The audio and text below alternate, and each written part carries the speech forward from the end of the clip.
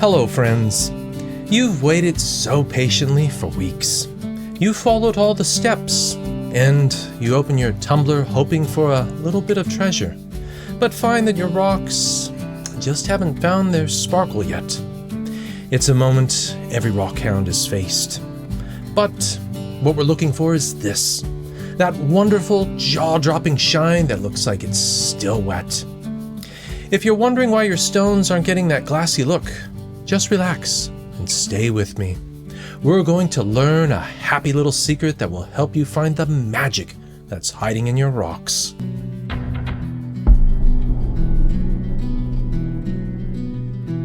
Rock tumbling teaches us all about patience. It's a quiet craft. A tumbler can hum along for weeks at a time, and we just have to trust the process. So when you finally pour out your rocks and they look a little bit sleepy, well, it can make you feel like you missed a step. It might feel like all that time and electricity didn't pay off. You start to wonder, did I use the wrong grit? Are my rocks just not right? That feeling is perfectly normal, but I'm here to tell you the answer is often one of the simplest, happiest little adjustments you can make.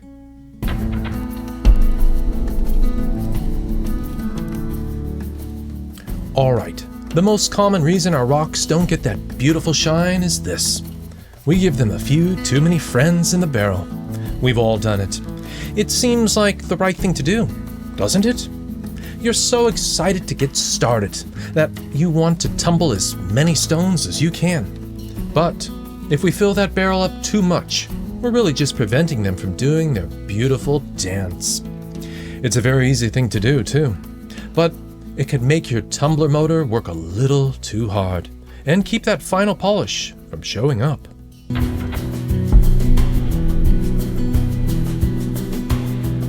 So, why does a full barrel keep that shine away? A brilliant polish happens when your rocks have just enough space to ride up the wall of a turning barrel and then gently cascade back down over one another. Think of it as a happy little waterfall in there. But when the barrel is too full, more than about 3/4 of the way, the beautiful cascade just can't happen. The rocks don't have the space they need to tumble. Instead, they just slide around in a big group hug instead of really tumbling. The grit can't get in between them, and that gentle grinding action is lost. Your rocks aren't really tumbling, they're just going for a little ride.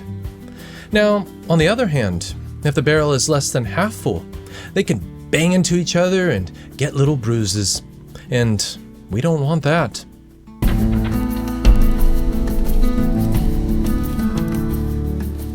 Okay, let's get this just right.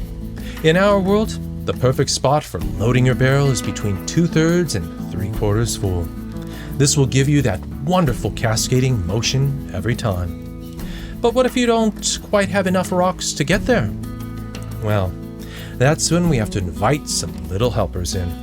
Ceramic tumbling media will become your best friend. These little non-abrasive pellets fill that empty space, help the tumbling action, give your stones a little cushion, and carry the grit into all those little nooks and crannies. Here's another happy little tip. Use a variety of rock sizes, small, medium, and large. A mix creates thousands of little contact points where the grit can work its magic. If you only use large rocks, you'll have big empty spaces between them.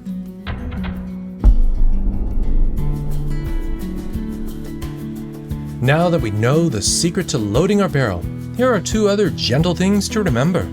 First, let's be sure to give everything a nice little bath between stages. Even one tiny speck of coarse grit that sneaks into your polishing stage can give little scratches and hide that beautiful shine. So let's just scrub our rocks, the barrel, and the lid until they're perfectly clean. Second, let's think about tumbling rocks that have similar hardness. A very hard agate might be a little rough on some of the softer pieces like fluorite. For beginners, it's a good idea to let similar rocks tumble together, like a whole family of jaspers and agates in one batch. They play really nice together. If you had a good time with me today and learned a new trick. I'd be so happy if you'd hit that like button. Let me know in the comments if you've ever filled your barrel a little too full. We've all been there, and there was no mistakes here, just happy accidents.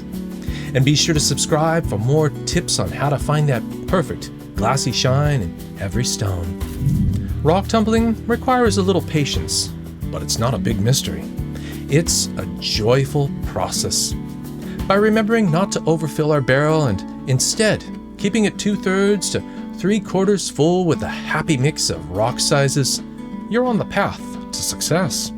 Add in a nice cleaning between steps and sorting your rocks by hardness, and you will absolutely turn those quiet stones into the sparkling gems you knew they could be.